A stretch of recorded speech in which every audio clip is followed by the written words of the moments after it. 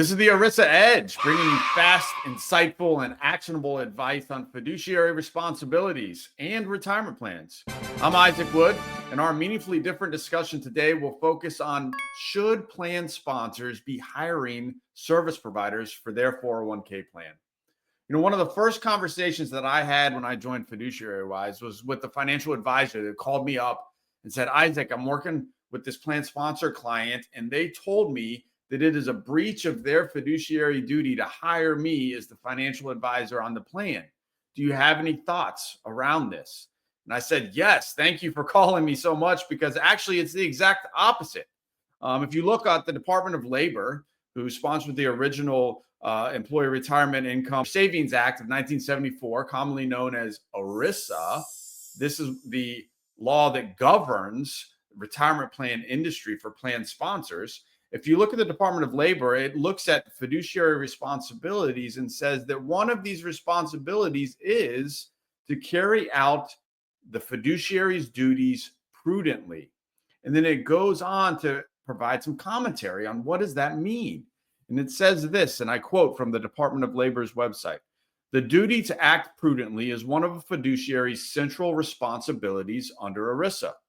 It requires expertise in a variety of areas, such as investments.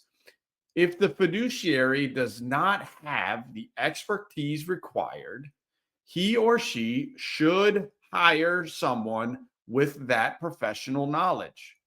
And so what this is saying, what ERISA is communicating to plan fiduciaries, is that ERISA expects that you are an expert in multiple areas. And if you are not an expert, ERISA expects that you would hire an expert in that area of expertise. And so to answer this financial advisor friend of mine, it was a simple answer of no. That plan sponsor, their fiduciary duty is to hire you as the investment expert.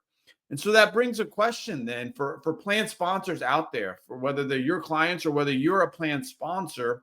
What are the different areas of expertise that you are required to have under ERISA?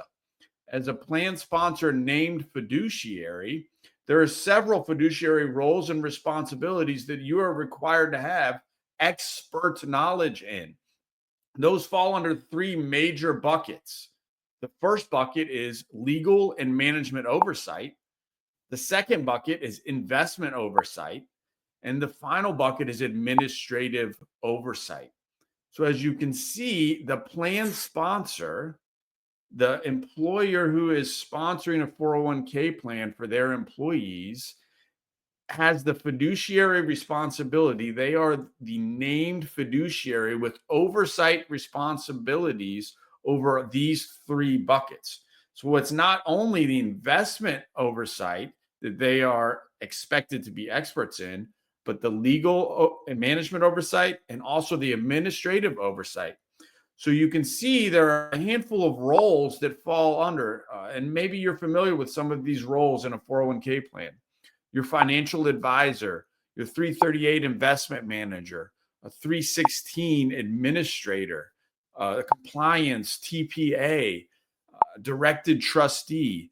All of these roles are fiduciary roles to a 401k plan, but the plan sponsor, as the named fiduciary, is responsible for having the expert knowledge to carry out those duties prudently.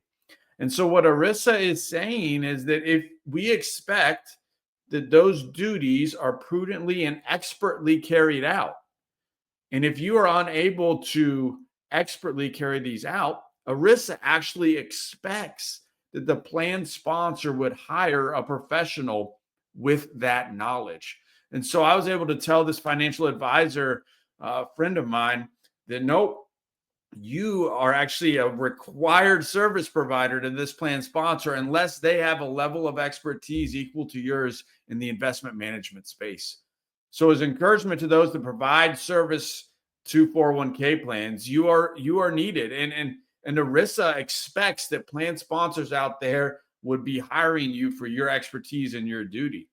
Here at Fiduciary Wise, we are a 402A named fiduciary. So we are able to provide the services to that plan sponsor of being that named fiduciary and providing the oversight over each one of those fiduciary roles and responsibilities to make sure that they are being accomplished to the highest standard under ERISA. So hopefully this has been educational. Hopefully this has been encouraging to those of you in this field, and hopefully it's been educational. So thank you for watching the ERISA Edge. If you found this helpful, I want to be sure that you follow Fiduciary Wise for more insights on fiduciary responsibilities. And stay tuned for our next video coming very soon. We will see you there.